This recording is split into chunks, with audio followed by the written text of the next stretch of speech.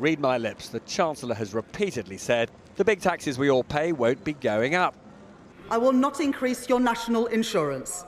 I will not increase your VAT, and I will not increase your income tax. I'm really clear. I'm not coming back with more borrowing or more taxes. We're not going to increase the taxes that working people pay. Today, however, she prepared the ground for the mother of all tax U-turns. Everyone can see that this year has thrown further challenges our way. Britain is not unique in that respect. The impact of tariffs, of global uncertainty, weighs on countries around the world. Her biggest problem, she said, was that the official forecast of the OBR would be downgrading projections for productivity and revenues. We'll all have to pay the price. We will all have to contribute to that effort. Each of us must do our bit. You will have to put up taxes for millions of people, including those you call working people, won't you? As Chancellor, I could do what previous governments have done, which is to sweep those challenges under the carpet, to cut capital spending, to make the numbers add up. But then we'd be back here in a year or in 5 years' time with productivity still on its knees, growth underperforming compared with our peers, and the national debt continued to rise. So she seems set to break Labour's tax promise in its manifesto, which was totally clear not to increase national insurance, income tax or VAT. Labour's new deputy leader says take care before breaking an election promise. Well, it's very difficult, isn't it? And trust, I think trust in politics is at a very low ebb. That's part of the challenge that we face right now. So who's impressed? The Chancellor's speech was one long waffle bomb. A laundry list of excuses. She blamed absolutely everybody else for her own choices. Is the Chancellor right that the downgrading of the outlook is everyone's fault but hers? Well, I think the Chancellor is right that the last government left things in a bit of a mess. But what is, I think, rather odd is to claim that she didn't know about it. And as I think everybody who looked at this knew, there was a big risk that she'd have to come back for more tax rises, and that's exactly what's happened.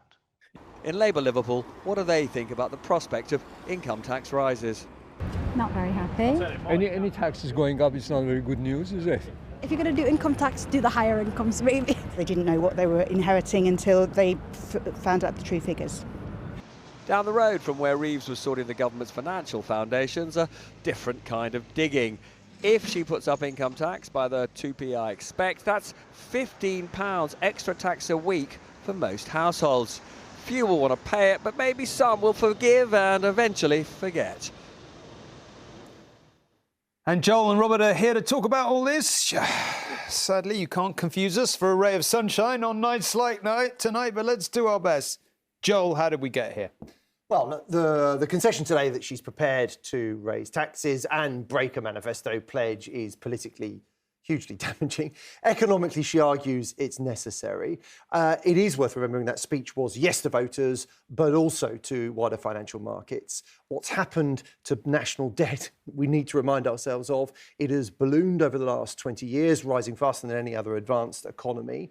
Borrowing costs have soared too. And the Chancellor pointed out today that £1 in every 10 raised in tax currently goes on debt interest. Have a quick look at this from Capital Economics. 5 years ago, the UK could borrow at an interest rate of just 0.8%, cheaper than the US, Canada or Italy. Now Britain has the highest borrowing costs in the G7. That's partly because interest rates are higher, partly because inflation has been stubborn, but also because investors worry about the state of the government's finances. Rachel Reeves, Tom, said today she wants to be honest with people. And the truth is, as Paul Johnson mentioned there, that the state of the public finances was far worse than Labour or any other party was prepared to acknowledge before the election. She was left essentially with three big problems. The previous government made taxes in a way that was unaffordable, left spending plans on the table that were completely unrealistic. But she had this overhang from the OBR, these set of forecasts that look far too optimistic. In her last budget, she dealt with 1 and 2, but definitely not problem 3. And now she presents the downgrade as a bolt from the blue, which it definitely is not. So this is really messy. It's hugely harmful for her politically. But if she does make tough decisions in the budget ahead, it's possible that the government can help to tackle inflation. So forget a VAT increase. It's also possible she could make it easier for the Bank of England to cut interest rates. Robert, there's so many things I could ask you about. I could ask you why you bothered to give a press conference and not say the blindingly obvious that everyone in the room could have. But anyway, let's not get distracted by that. You've consistently said you think it's going to be 2p on income tax. 2p, I mean, as we keep saying, nobody's put up income tax since the base rate of income tax since 1975. That's a huge step. 2p's a big step. What makes you think it will be 2p, and how, I mean, can her reputation possibly survive? Do you think it's survivable for the government? So she has to find, as a result of all the analysis that Joel's just presented, somewhere between 30 and 35 billion pounds in additional taxes. And she could do that by putting up, I don't know, 10 or 15 different taxes. And the risk of doing that is it will undermine economic growth in unforeseen ways, and it will alienate groups of voters who matter.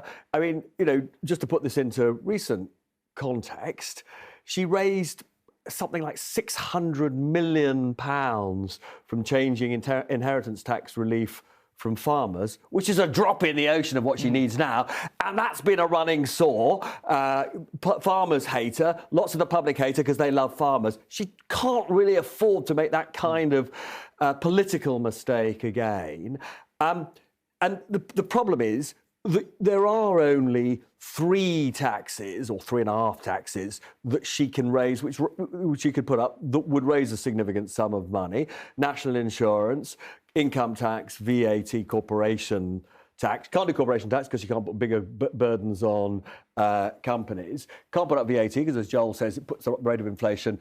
Interest rates won't come down as fast. She's already mucked up NI. And she definitely doesn't want to put more burdens on working people that way. And income tax raises more.